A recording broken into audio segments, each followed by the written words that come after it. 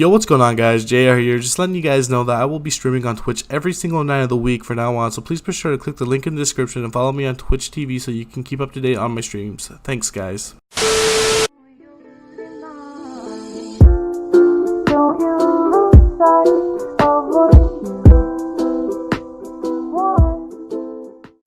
Yo, what's going on YouTube? It's your boy JR here, bringing you guys another Call of Duty video. And in this video, we're going to be going over my controller settings and the settings that I use in game to drop these tactical nukes. As you guys can see in my gameplays and whatnot, for all my gameplays I use these settings. So first things first, I do play stick and move flipped, which essentially what stick and move does, it lets me jump with my R3 button. I do have a scuff controller, but I've always been a stick and move fan, so I just stick with stick and move, and I use my paddles for sliding in melee. So obviously if you use the R3, the melee is actually your X button, so if you use R3 for jump. The reason I play flip though is because I feel like I have a faster trigger finger on the front bumpers than I do the back bumpers. Once again, that's a personal preference, but that's what I feel like I have a quicker trigger finger with, because it's less of a distance to go, unless of course you have trigger stops. I also wouldn't mind running, I believe it is tactical, yeah, tactical right here. If you guys don't like to jump shot but prefer drop shotting, tactical would be the way to go if you guys have a base controller, because obviously it's the R3 and circle button, so essentially you're going to be drop shotting with R3 and not having to take your hands off the analog sticks, which is a huge plus while playing this game, or any Call of Duty in general.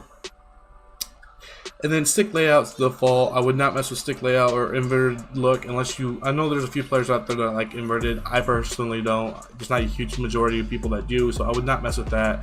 Here's a big one right here. I have a lot of people ask me what my sensitivities are. So I usually play on a 6.6 or a 7.7. I would not go any higher than an 8.8 though, or any lower than a 4.4, not even 4.4, I would say 5.5. I wouldn't go any lower than a 5.5. If you go any lower, you're going to be a lot slower. It's going to be a lot harder to turn on people, and your snaps aren't going to be near as clean. You go any higher, you're going to start missing a lot more shots, unless of course you're one of the few rare people out there that can actually play on max sense and really control the aim really well. Unfortunately, I'm not one of those type of people. This is pretty much the soft spot in between that I like to play on. And then for my ADS multiplier low zoom, this is huge right here, guys. I bump it down to 0.75 to 0.9, somewhere in there. So essentially what this does is when you're aiming down sights, it makes it a lot slower, so it's not bouncing side to side or up and down near as much. You have a lot more control over your ADS recoil, which is a huge plus when you're trying to get in gunfights, especially when you're on long range gunfights. This is huge. This one right here, I don't know why I have it on 0.85, but personally I prefer 1. This is for like your sniper scopes and whatnot. Obviously 1 is probably the way to go, because sniper scopes, you're usually sniping out far away, so if you're moving too slow, you're not going to lock onto those people near as fast. Aim response curve type, I have on dynamic. I quite haven't figured out how to explain what this does, but I am going to tell you right now. Dynamic is what I prefer. I feel like it's the best feeling when I'm playing and shooting at someone. I feel like this is the one I prefer. All of them, I like this one the most. And you guys can try it out. I do not like linear though. Linear is more up and down. I feel like it's just a really weird feeling when I'm playing. I really do not prefer linear. Standard isn't all that bad. Obviously, if you guys don't want to mess around with this, I would stay on standard. I would not go linear though. But dynamic is the way to go, in my personal opinion. So controller vibration is a personal preference. Once again, I have it disabled. The reason I have it disabled, I'm going to be 100% honest with you guys.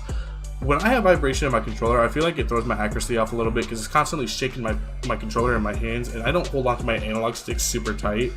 So I feel like the controller vibration actually screws with my aim a little bit. So if you guys don't like controller vibration or don't mind it having it off, I would definitely disable it. I feel like it works a lot better. It might take a little bit of getting used to and just adjusting to, but definitely in my personal opinion is a plus.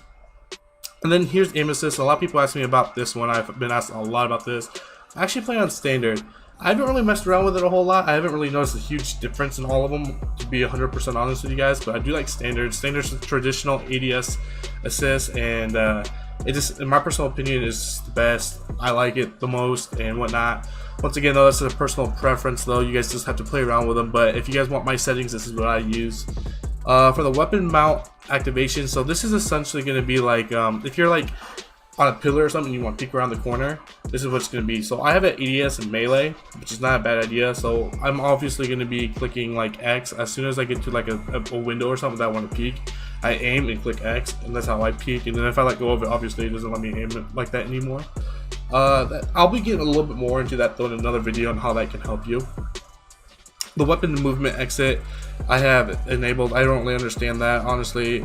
ADS down, or the aim down sight behavior, sorry for the stutter guys, is obviously like how you ADS. So the traditional way is you have to hold it. Some people like to toggle it so that they only have, or tap it so they only have to tap it and it stays there until they untap it. I personally don't like that. If you're a faster paced player, definitely keep it on toggle. Do not change that. The equipment behavior I have on hold, and the only reason I have that on hold is just because like I sometimes bump my triggers a little bit, so I like to hold it just so I can make sure I don't accidentally do that, obviously. So the reload, I obviously have tap to reload because I'm constantly reloading. So this is the fastest way to reload. You do not want to put tap to use or contextual tap. I like to tap to reload, which is once again traditional. Depleted ammo switch is enabled. Okay, so this is one thing I do not understand because this does not 100% work. I have it enabled so that if I run out of ammo, it automatically switches to my secondary. I'm going to be honest with you guys though, there's a bunch of times, and I'm sure it's happened to you guys also, where you're ADSing and you run out of ammo and you're continuously trying to fire, but it's like frozen on your screen. It will not switch to your secondary. So that's one thing I wish Infinity Ward and Activision would work on. They need to fix that, in my personal opinion, because in any other COD, if I run out of ammo, it's switching to my secondary right away. There's no like stall, there's nothing. It just, as soon as I click that trigger button, it's going to be switching to my secondary if I have ammo in my secondary weapon. The slide behavior I have on tap, obviously. This one, some people like hold, some people like tap. I like tap because once again, I'm a fast-paced player. But sometimes the tap does kind of screw you over because sometimes I tap in, I don't get much of a slide. It's more of a dead slide. So sometimes the hold is pretty good to have. But tap is what I'm running right now.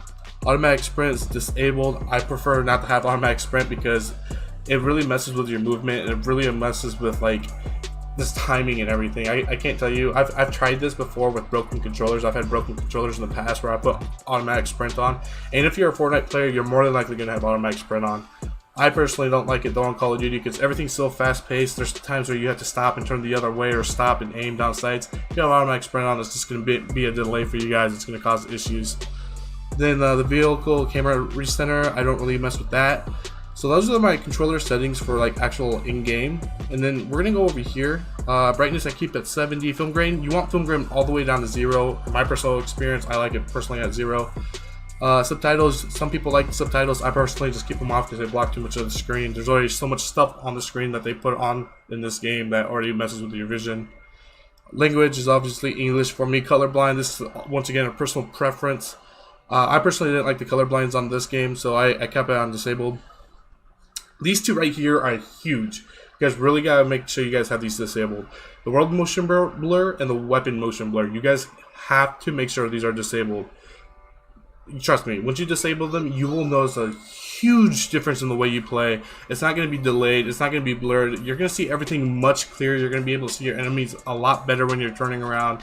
Just make sure you guys have these turned off. I guarantee you, once you guys have these disabled, you guys will 100% experience better gameplay from yourselves. Text chat I have enabled. Profanity filter, you guys don't really need that. I personally like the gore and dismemberment effects. It makes it more realistic, and then whatnot. So audio, if I'm actually in a game not recording and it's like, say I don't know, you're really trying to sweat, I honestly like to use the dynamic home theater. Just make sure you guys don't have your volume all the way up because it will blow your eardrums. And then obviously you guys want these all the way maxed. The music volume you don't really need max, obviously, but the effects and the master volume I would definitely have up. This is a really cool feature they actually put in the game, is the Juggernaut music. So if you guys ever got the Juggernaut kill streak and you go into it, there's actually like a rock song playing. This is for that. I would definitely have this on. It's just a little cool like glitch, but like Easter egg in the game. It's really cool. The hit marker sound effects is Modern Warfare, obviously. I think there's traditional, classic, yes, see, and then you could do none. I definitely would not do none. Whoops, didn't mean to do that. And then there's this other stuff here. I wouldn't really mess around with that and whatnot. And then there's this stuff, but once again, you don't really need to mess with that. So essentially, guys, this is the controller settings I use. If you guys have any questions at all, just comment down in the section down below and whatnot. Please be sure to subscribe and turn notifications on for the channel too. Also, I just want to give an apology because a couple days ago I uploaded a video and it was a glitch on how to level up the season pass. And I do want to apologize for that because they actually patched that literally right after I had uploaded my video. So it was not like I purposely was trying to clickbait you guys or anything. I just want to give a huge apology to you guys. And if you guys have any other things you guys want to comment on that, just let me know personally. I can definitely help you guys out with anything else. And just once again, I'm really sorry about that and whatnot.